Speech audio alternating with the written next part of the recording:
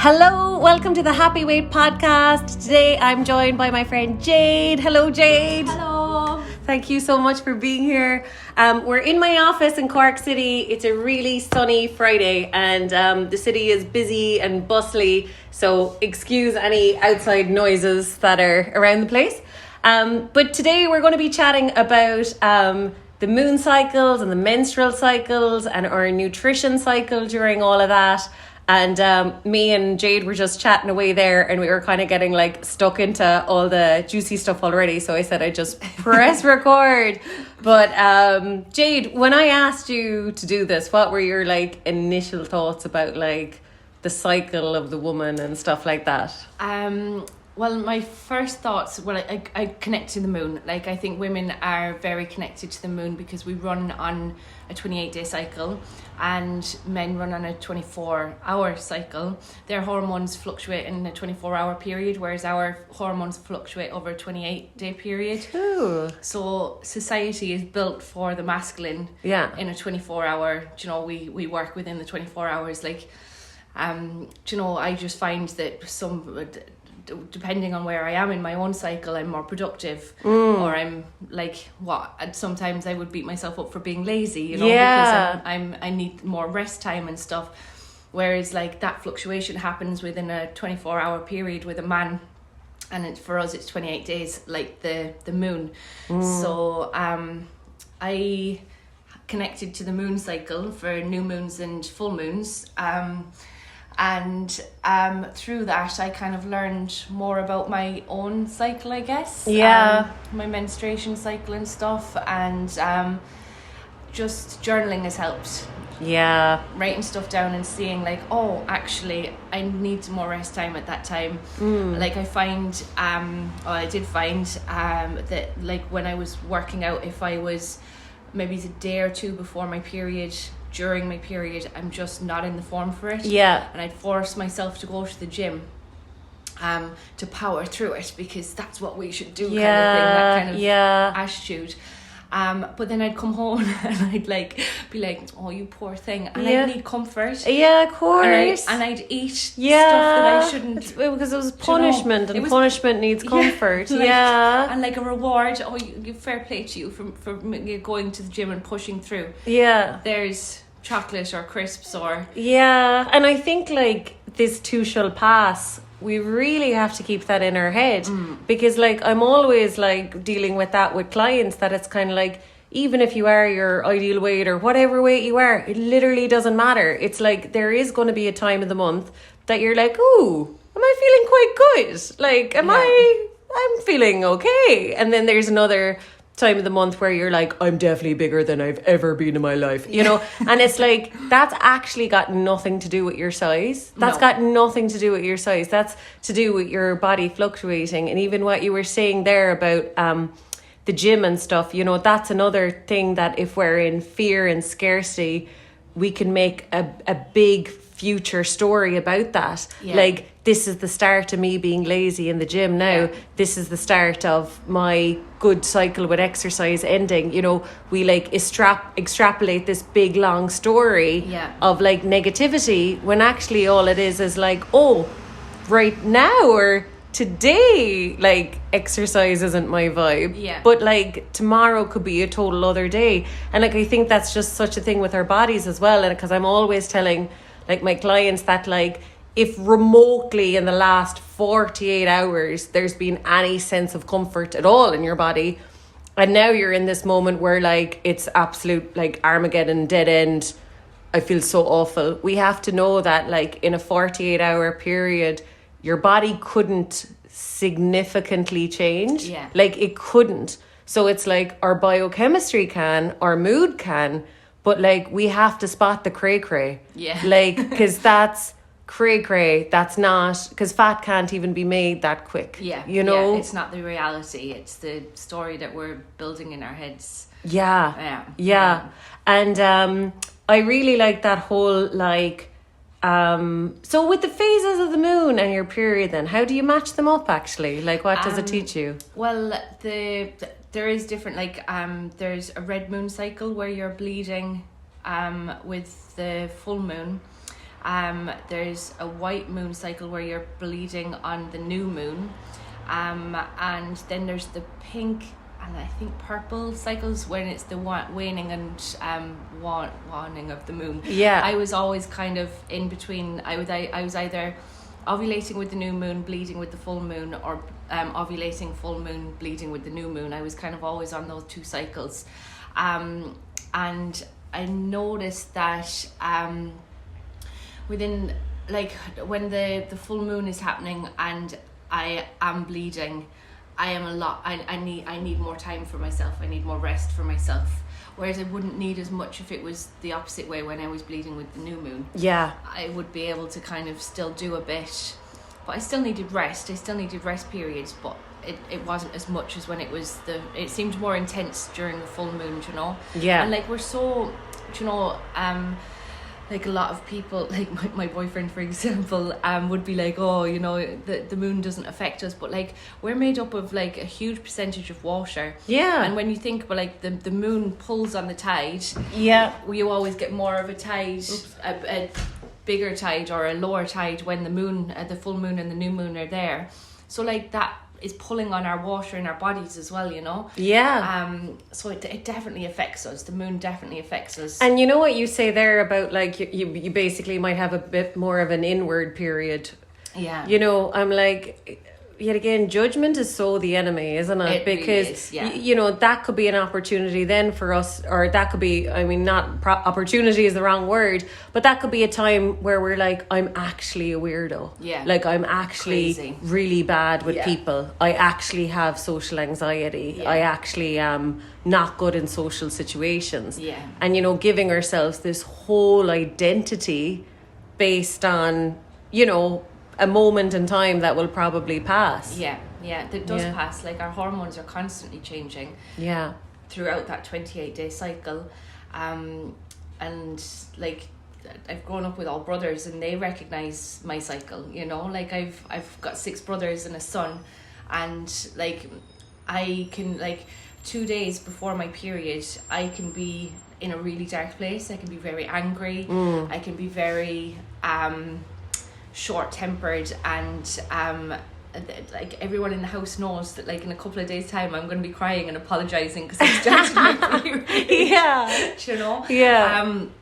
And I used to feel really guilty about that. I'd be like, oh my God, I'm so sorry. But like, now I'm just like aware of it, of being like, when I am feeling a couple of days before my period, I'm feeling a bit dark and a bit heavy with that energy and stuff, just to recognize that and maybe, you know, get out in nature, be kinder to myself is a big thing, you know? Maybe having a bath and just nice smelling moisturizer and just treating myself. Exactly. And I think make everything smaller as well. Yeah. Like, I kind of tell myself egg energy, that I'm just like, there's a shell, and just my only job now is to mind what's in this shell. Yeah, like, so you. Like the big tasks and really helping people out, or, you know, worrying about family or whatever, it's like, not today. Yeah. It's just everything inside the shell for today. But can I go over this Rebecca Campbell stuff as well? I love, you know, the Rise Sister Rise book is so lovely. And so she's like, the pre-ovulation stage is the maiden, and this kind of goes for, like, I wonder, does this go for everything? This goes for our whole life cycle as well, doesn't it? You can see it in nature, you know, like, it'd be like spring, summer, autumn, winter is going through like the all the different period, like we're just so connected with nature. And we've been really shut off from that. Like, our calendar has been changed. We used to have a 13-month calendar that went with the moons. That would have been, every month would have been 4 weeks. So, Monday and Sunday, like, say the 1st would have always been a Monday, the 7th would have always been a Sunday of every month. Nice, yeah. And we were very in connect with nature and stuff, and that calendar changed. I think it was like in Roman times, it went into the Julian calendar, and it's all been messed up, kind of thing. Yeah. And I think that has really kind of like messed us. So we're not, like, you know, connected to nature as much as we used to be. Yeah. And then we're not feeling as connected to ourselves as much as we used to be. Yeah, it's and all I do linked. kind of feel that the more we kind of check in with our own cycle as women. Like, we are so powerful. Like, feminine energy is, and I think that this is my conspiracy mind, but I think the reason why it's all been messed up, like that 13 moon cycle and the 4 week of the month and stuff has been changed, is because when we are connected to our cycle and we are connected to nature, our feminine energy is just unstoppable. You know? I agree. Yeah. It's kind of almost like, you know, that Marianne Williamson quote of our greatest fear is not that we're inadequate, it's that we're powerful beyond measure. Yeah. And I think people like Marilyn Monroe or Britney Spears, like, they were actually a threat. Yes. They were so, I don't know what you'd call it, like, you know, such like bright lights. Yeah. And standing for something very, very different, like just like the power of beauty and the power of femininity or whatever. And it doesn't go well for, you know, those kind of tall poppies of women, you know, who are like really brighter and more of a feminine force. It really doesn't end well sometimes, you know, the world wasn't ready or something. Yeah. So the maiden is pre-ovulation stage, and that's when we're like the kind of vibe of young, enthusiastic, strong, independent, determined, hopeful, courageous, energized, full of ideas, enthusiasm, and then I suppose this downside of that is we can be kind of inexperienced, impressionable, lacking confidence, maybe too many ideas, spend lots of time in thought. This all basically reminds me of being in your 20s as well, isn't it? It is definitely them early ages. Yeah. Where you're trying everything out and seeing what works, and being very enthusiastic about everything, and and would you also notice that with your 28-day cycle that you have definitely within your cycle that you're like, oh my god, I can take on the world? Definitely. Because I was just thinking today has been a nuts day where like every 20 minutes of the day I've done something, like it's been a crazy productive day, and so will the rest of the day after this. But then on other days I beat myself up for like literally having more procrastination than I imagine anyone on the planet has.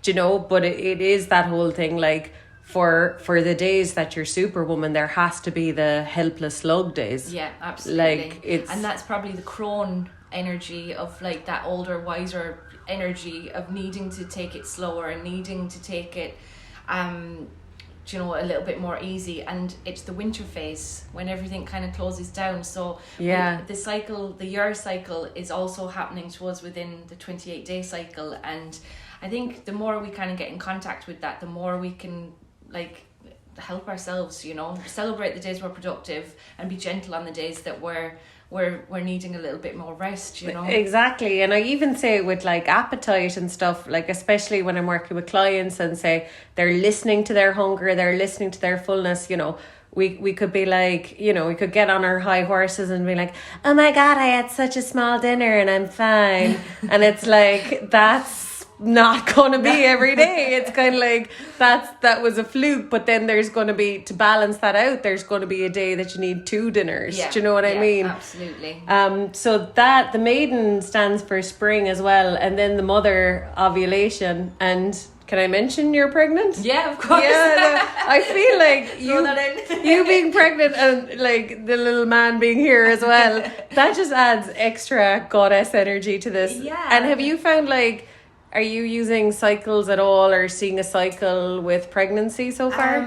Definitely. Like eating wise, like I ate loads for the first 12 weeks of my pregnancy. I couldn't get enough food.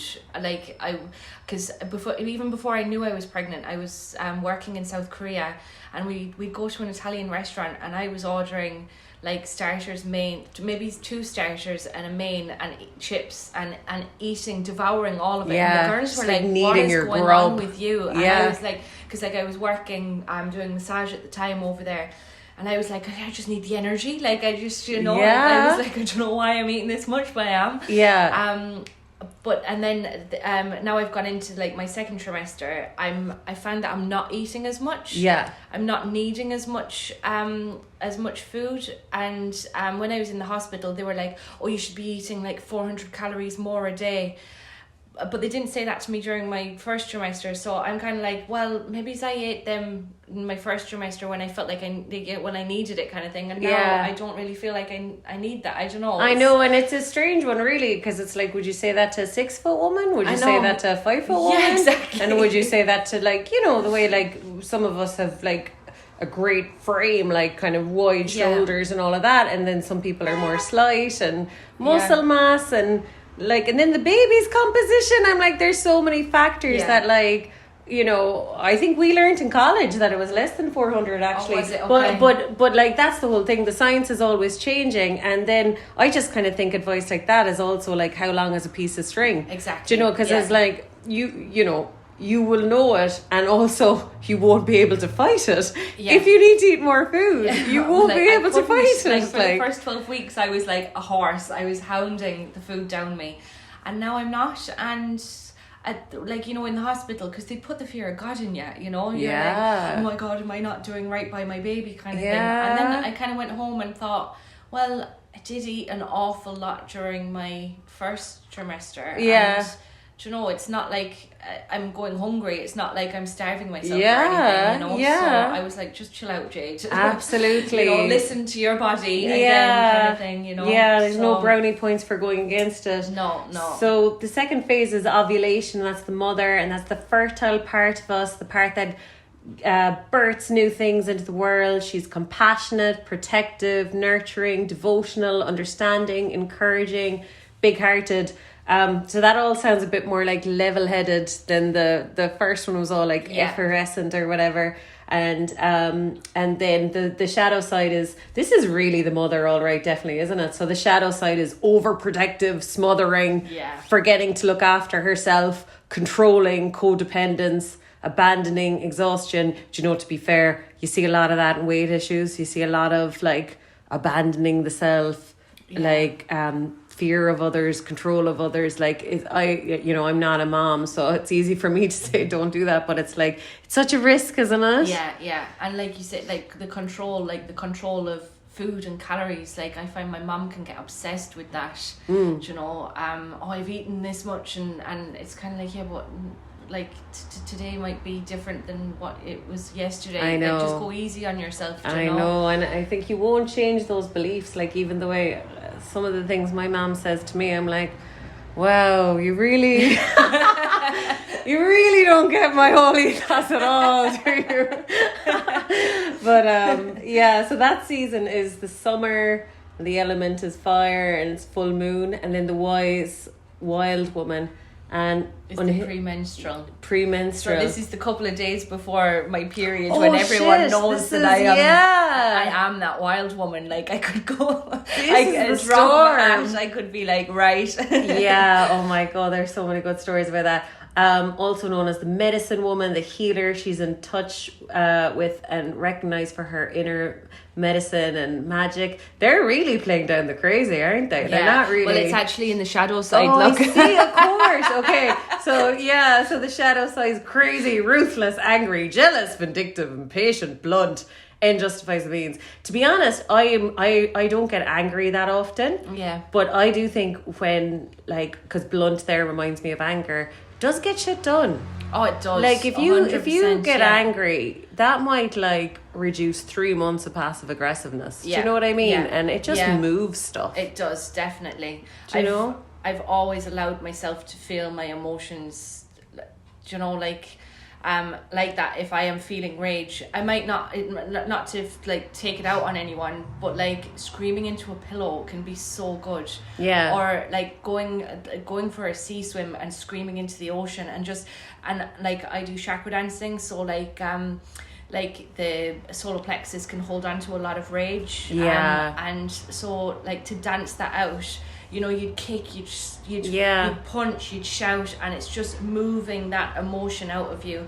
It can be so powerful. It is so powerful though, because like I love your classes, and also it's like there's so many things that like we can't put words to it, or words aren't connected to it. It's a feeling, it's emotion, it's a reaction. Yeah. And so like movement is so important. And I also think like the truth is always somewhere in between. Like when you're shouting at your brothers or whatever, there was probably an element of that being appropriate. Because I remember one time there was a guy I was dating, and I don't know, his behaviour wasn't great anyway, and I was all like cool girl about it. And then I hit like before my period, which the other surprising thing, like even I was talking to one of my clients yesterday who's much older, it's like we never learn, like we never see the pattern, like, oh right, shit, you know, it's 2 days before my period, maybe that has something to do with it. But I gave him hell anyway. Yeah. And then sure, when it passed, I was like, God, it was no big deal. But then I was like, there's no harm calling him out. There's no harm. Not at all. Do you know what I mean? So it has its place. And that season is fall and autumn. And then the crone, that's menstruation. In ancient societies, the crone was highly revered.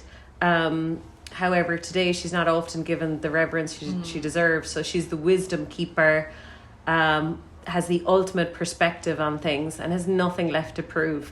Like, that would be so cool if we could kind of tap into that. Like, because that's a very different thing than calling yourself a slug. Yeah, know? It is. Yeah. But like, we live in a society where aging is seen as a bad thing, do you know? Like the crone, it should be, you know, you've come through so much of life, you've experienced so much of life, you should be celebrating that, like not worrying about having a few laughter lines on your face and stuff, do you know? It's I think it's... And you know, it's just like, if you're lucky enough, there's a time for everything. Yeah. Because I remember, like, when me and my friends were, like, 18, 21, you just thought the whole world wanted to be your age. Yeah. And then, you know, you get older and you're like, I don't really need or want to be 18 or 21 anymore. But, you know, you see someone in that phase of their life, and then you see a lady with a walking stick, or a lady in her 60s or whatever. And I think now that I'm getting older, I really do understand that whole thing that, like, she is me on the inside. Yeah. Like, she doesn't feel any older. No. You never feel older on the inside. It's like, I finally get that, you know, when people tell you that when you're younger, it doesn't make sense. No, you never grow up. You always, I think you mentally stick at an age. Like, I think I'm 28. Yeah. When people ask me now how old I am, I have to really think about it. You're like, not 28. Unfortunately, 10 years on that. Yeah. But, like I think mentally you kind of stick at that age, but then physically you're changing and you don't recognize that. Yeah, but it's that whole thing that we're all equal too. Yes, you know, it's like that's really an beautiful. Age group isn't better or worse or whatever. And then, so the shadow side of the crone is that she's brutal, a hermit, crazy, unforgiving, judgmental, bitter, jaded, lonely, self-pitying, and defeating. Like, defeated. It's, and that's the season of the winter. Yeah, and that jaded feeling, like that feeling of exhaustion and stuff. And like, when you're feeling like that, I think it's so important just to really nourish and take care of ourselves, you know? Yeah. Like, when we are going through them period stages, that it's just, you know, that we really kind of take a lot of self-care, and we're gentle on ourselves, you know? We can be so hard on ourselves and trying to push through, and you know. And I think reflective is wildly different from judgmental. Yeah. Do you know, like, as in, if you're in that crone hermit phase and you're reflective about, like, what's worked for me this week, what hasn't worked for me, and that's on every level, like even food wise or whatever. It's like, what didn't float my boat, or what didn't taste good, or what didn't put a nice feeling in my tummy, and what did. It's like, we don't need the judgment, because it's like, we are moving forward. Like, as in, you know, like tonight will roll into tomorrow, and, you know, we get to create whatever we want next. So it's like, the past can't hurt us really. Like, we don't need to judge or limit ourselves so much. Kind of thing. And she's with the dark phase of the moon, the new moon, the crone.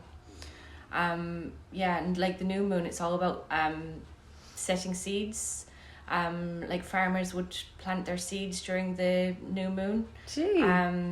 Because, like, again, all nature is all cyclical and everything, but just when you're going on about the reflection, it's like taking like, you know, what has worked for me in the last 28 days Yeah. since the last new moon, you know, and what didn't work for me. And being reflective. I think journaling is so important for us to help to recognize our cycles, and, you know, because we fluctuate, like throughout that 28 days we'll fluctuate in all areas of our life, and it's just, I think journaling just kind of helps give us a perspective on that, you know. Well, I think as well, journaling is nearly the opposite of comparing, isn't it? Yeah. Do you know what I mean? And like comparing causes so much problems and so much low moods and so much issues with eating and weight and stuff like that. And like, I kind of think that self-evaluation is really important. So I think if you're journaling, you're kind of doing that. And even with diet, again, like as in, you know, I was always bigger than my sisters. And then so, you know, I suppose when you're vulnerable, then when you're really sensitive about your weight and eating, you're basically trying to copy everyone. Yeah. And then it's like, well, copying anyone at anything isn't going to end up well. No. And it's like, it's just that whole thing that even to this day, they need very different nutrients to me. Like, I notice that all the time, that like, I'll need double of one part of the meal, but not need the other. Yeah. And they'll need the opposite. And it's just that, like, you know, that's such a breakthrough as well. I think, say, you're journaling with your moods, but also your diet, that it's like, the research project is just of you. Yeah. Like the other people don't matter, and especially what works for them food wise, what tastes good, what makes them feel full, what makes them feel hungry. It's like, we don't need that from anyone else, because it just makes you feel bad about yourself constantly. Absolutely. Yeah. You know? And we're all individual, like, and like you said, comparing just isn't helping, and what works for you isn't going to work for someone else, you know. Like, I've had my ups and downs with mental health, and when I talk about my mental health, like, I took medication for a while, it didn't work, and then I decided not to take medication and went down a route of non-medicated. But I will always say, like, that's my path. That doesn't mean to say that that's going to work for you. Like, we're all totally different, and I'm not judging you on taking medication or doing something different to what I did. We just find what works for us, and amazing, you know. It's completely with everything. And then kind of coming on to like nutrition and the diet cycles, like, you know, it was kind of fascinating, because when I was researching it, it was like a lot of the studies were saying that this highlights the gap in scientific data, you know, all those like quite depressing stats about like even car safety and seatbelts and airbags were all designed around men. Yeah. And, you know, all those things that it's like male scientific data has gone into the studies. Yeah.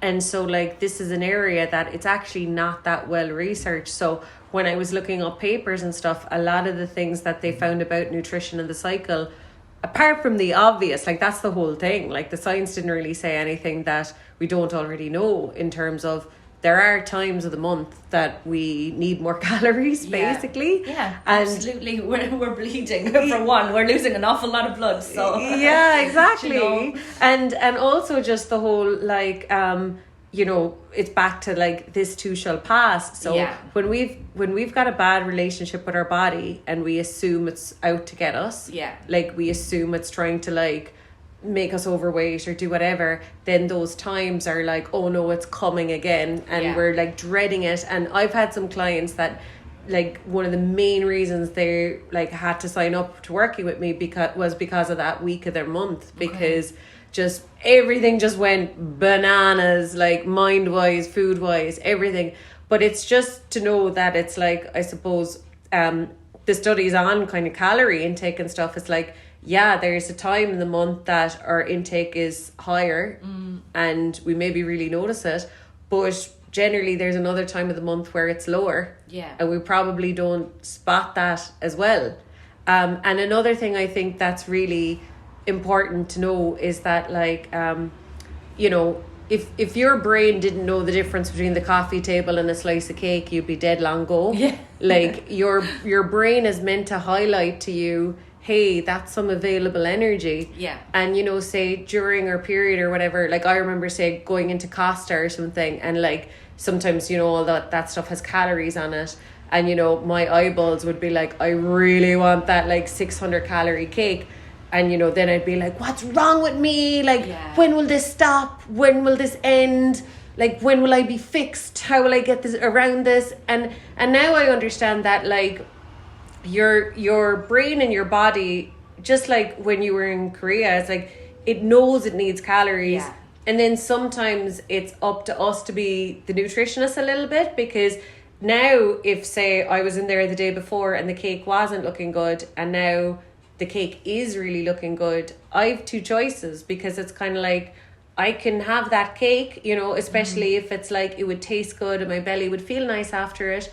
And then sometimes it's a cue that, like, oh, you need to have a really big lunch. You need to have a really... So it's like, it will be the same either way, you know, it'll be 600 calories or whatever either way. Yeah. But it's what might feel nice to me. And I suppose that's a big step, because if we're dieters and we're restrictive, well, then it means any trigger, any emotions, any period, we'll be like, screw it all, I'm eating whatever I want. And it's like, just, it's easier said than done, but I think healing would be going away from you're allowed it and not allowed it, to obviously you're allowed it.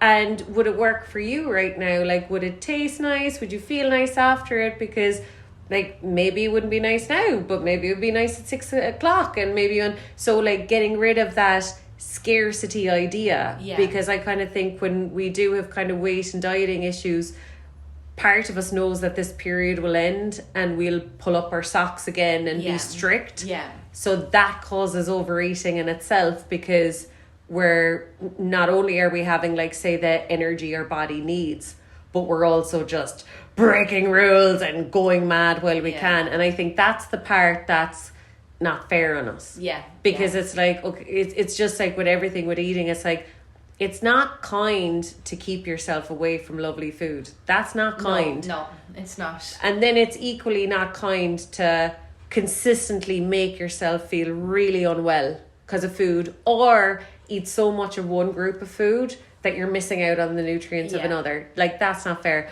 But it's the same with, I think, say, eating for our period. It would be really cruel to try and eat your, you know, daily low amount when your body's physically asking for more.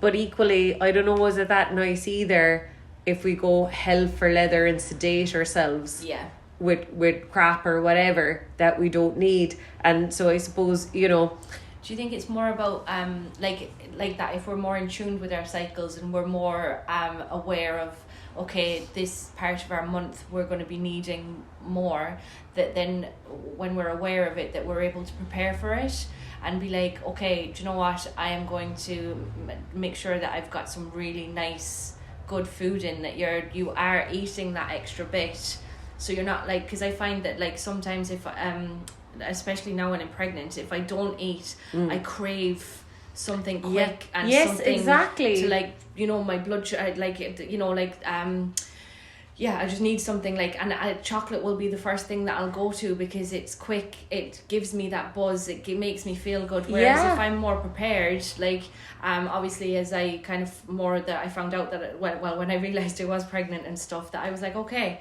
I carry snacks. So when I was coming up today, I had fruit in my bag, I had nuts, do you know, whereas, and that's like, really kind. If I didn't have those, I'd have been like, oh my God, I'm starving, pulled into a Texaco, grabbed a cup of tea and a bar of chocolate or a muffin or something, because it's quick fixing, you know. So kind of getting in tune more with your cycle and recognizing that, okay, this part of the month I will need more, and I will prepare to give myself more and have good foods on hand, so I have the choice, like you were saying. Yeah, you know? I agree. And it's also just kind of like, because I kind of almost call it like failure or disappointment traps, because I would have done stuff like that before, and then, you know, like, of course you get the muffin, or of course you get the thing, because 95% of people in your position would at that point, you know. But then, like, you know, giving out to myself and this is why I'll never lose weight, or this is that, or whatever. And that's why I kind of think, like, if kindness was the theme, because it's kind of like, you wouldn't let, like, a little girl go out for the day and, you know, potentially be starved, and then potentially have to eat these things that aren't really fit for purpose, because, you know, like, as in, chocolate can be so lovely and stuff, and mood wise or celebration wise or whatever wise, but if your belly's hungry, it doesn't do a great job, really. Yeah. Do you know what I mean? It's not really a nice feeling of fullness when we've processed food, I think, as a meal. Yeah. You know what I mean? So it's just that kindness that it's kind of like you deserve better almost. So like that's exactly what I was kind of saying with the cake and Costa as well. It's like, I think your body is like, you definitely need calories. Yeah. That's 500 calories there. You could just have that. You could just have that, and then you'd be done. But it's like, we have to be like, you know, I suppose, like you say, like, predict, like, Pettine, you will need a bigger dinner today. Like mothering yourself. It is. It really is like being a mom to yourself. Yeah. Throughout your day. Yeah. And even in a reflective way then as well, because it's like, sure, honey, of course you had to eat all that chocolate. Of course you did. Sure, you were starved and there was nothing else there. Exactly. So it's like, that's not like, because guilt, I think, pretends that we'll never do it again. I know, yeah. Whereas this is kind of like, but sure, you were starved and there was nothing else there. Of course, it's understandable. That's it.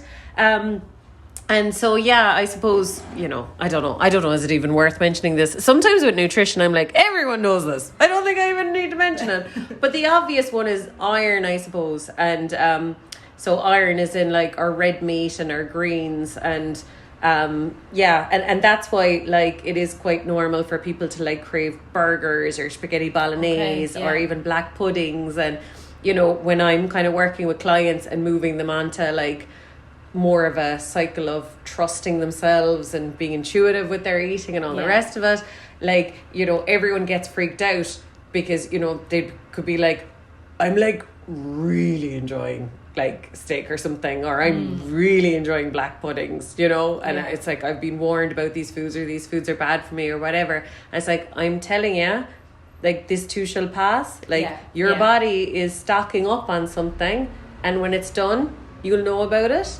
Like, and another one that's really important with iron is vitamin C. They're kind of friends with each other, because vitamin C helps absorb iron, and vitamin C is kind of in all our colouredy things, and especially like our oranges and our peppers and our greens as well. And having them in combo, like having a bit of orange juice or whatever with your steak or with your red meats, increases the absorption. And then calcium as well. So I suppose the whole thing is like, I don't know, do we need the nutrition ins and outs of it? But like, just the whole fact that what we were saying is that if we can prepare for knowing, hey, my appetite is higher. Like, I because yet again, we could just judge ourselves like, do I have an actual problem with eating? Or do I have an actual problem with, like, say, like trashy foods or something? It's like, no, you're just hungry. Like, and also those foods, if they're low on fiber, protein, water, which all foods in bags and packets tend to be, your body isn't going to say, hey, I'm done, because it hasn't found what it's looking for. So it's like, we could get through a packet of crisps or Haribo and our body's like, what else? And it's like, that's understandable, because it's like, it still hasn't got the original thing, what it was needing. And I think, like, it's like coming back to, like, we're trying to be on this 24-hour cycle, and like as if we reset every day like a man would, kind of thing, whereas like with our with a female cycle, it's the 28 days, and just to become aware that I really do feel like tracking the cycle can really help, especially with like nutrition and stuff like that, because you'll recognize that, okay, I don't need as much here, I need more here, I have more energy to do exercise here, I have less energy to do exercise here. And then once you kind of realize that, then you can be gentler on yourself, and you can be, less harsh. Like, that harshness, I think, comes from that 24-hour cycle of taking it day by day kind of thing. And we're not creatures that should be living day by day, no, at all, as females anyway. And I think even like the cycle of bloating that goes along with it, that's huge. Like, I kind of think that's another big exercise in trust. And I was saying it to a client yesterday, because it's kind of like just like, you knew you needed to eat a lot more in the first trimester and stuff. It's like, that sensitivity is actually a really good thing. You know, it is a really good thing, because that's the whole thing. Like, you know, the studies show that a pregnant woman maybe needs, you know, 200 around. It was something quite small, but like it feels huge. Like, you know, and I think that's a good thing. Like, if a few hundred calories feels like you're being wildly different, that's actually good that you're so sensitive. And it's the same with our bloating. Like, if we can feel like, oh my God, I'm so much bigger than I usually am or whatever, I think it's a real, like, we have to kind of have a little chat with ourselves about, like, what do you think is going on here? Like, do you honestly think your body is trying to screw you over and this is it winning at screwing you over? Because, you know, like, progesterone and estrogen are affecting our sodium and potassium levels and our fluid levels and how the kidney is functioning. And our potassium levels are linked with our heart function, and if the potassium was wrong and the water was wrong, our heart would just stop beating. So there's that link as well, that it's like we're bloating to make sure the potassium levels are right, so our heart stays beating. Do you know what I mean? It's amazing. When I read that, I was just like, how cruel are we? It's like, okay, like, it's in, and our bodies are only trying to keep us alive. Keep our hearts going. Like, so what if my face is a bit rounder today, or like, you know, my belly is a bit more out? Like, on the scheme of things, so what? Like, we get so crazy about the whole thing. But I suppose that's the whole thing as well, where we deserve to eat like a queen during those times. And I think eating like a queen, just for me, that really changed things as well, because that for me, just, I think of self-respect. So self-love and self-respect. So like, a queen wouldn't be having Skittles for dinner. But, you know, if she wanted a delightful dessert after dinner, she probably would be having that. So I think self-respect incorporates all foods. And, you know, it is just like, I suppose that's the other kind of available science about nutrition during our period, that if we are having a kind of more live, nutritious, whole diet during that time, we're not going to be exasperating the bloating. We're not going to be making ourselves retain more water than we need, and we won't be retaining it for as long. So it's kind of like, that's something quite nice to think about as well, because I think, especially if we're coming from a history of diets and like, you should eat this and you're wrong if you eat that or whatever, it's like, we want to like scrap all of that. And it's back to like, what do I deserve? Like, I don't deserve to be kept away from feeling good, you know? It's really interesting. I never knew that about like the potassium and how the two hormones can play into it. And it's the same actually with appetite, because I have it here actually, that like, so basically there's this cycle of like, you know, estrogen going up, and progesterone and estrogen are high at different times. And one of them is an appetite suppressant and one is a appetite stimulant, basically. So it's kind of like, that's what's happening. Throughout the month, they'll be higher and lower in different levels. So like, that's again why we need more and why we need less at different times, probably of the day as well as the month. But that's really interesting. Yeah, exactly. And, you know, any of the studies I found as well was just like, there's, you know, which I kind of love when science comes to this conclusion that we're all individuals. They kind of, because, you know, they thought they had this thing about like, oh, actually women need to eat these foods at this time. And then they found out what was messing up the data was weekends. People eat differently at weekends. Do you know what I mean? So, like, is that because they fall out of routine or something? And we might be eating out more or whatever, so it's kind of like, that wasn't the period, or that wasn't their bodies like call for different nutrients. Like lifestyle. Exactly. Estrogen is hypothesized to suppress appetite, and progesterone in the presence of estrogen might have the opposite effect. And then like, how we oxidize carbohydrate and fat might be different at different stages. So that's so interesting. It's mad. That there's so many different things that play into our like diet and weight, and it's, you know, like, that we don't know about as well. Even, like, we're not taught about this. Like, there should be a female kind of health thing in school where we're taught about all this different stuff, you know. Yeah. This information would just be so helpful to get us to understand our bodies more. Yeah. You know? Yeah, anything so we're not thinking it's weird or out of the norm or anything like that. And not being hard on ourselves. Yeah. So Jade, any final thoughts on the whole thing, like menstruation, the moon cycles, nutrition? I just love that throughout this you've said this too shall pass. Oh, so it's my important. favorite saying. Yeah, it is, because like I said, I dip with my mental health and stuff, and diet comes into a lot with that as well. I'll find that when I'm having like a darker period, I'll go for non-nutritious foods. Yeah. That's not what I need. I'm needing more nutritious foods because it helps with brain chemistry and stuff like that. Yeah, you know? and your gut, it can cross, like the little microbes in your gut can actually cross the blood-brain barrier and affect your brain. They're one of the only things in the body that can do that. Yeah, because I'll like when I feel like I call it my dark hole. When I'm feeling like that, I don't look after myself, so I don't want to make nice food for myself. I just want easy things.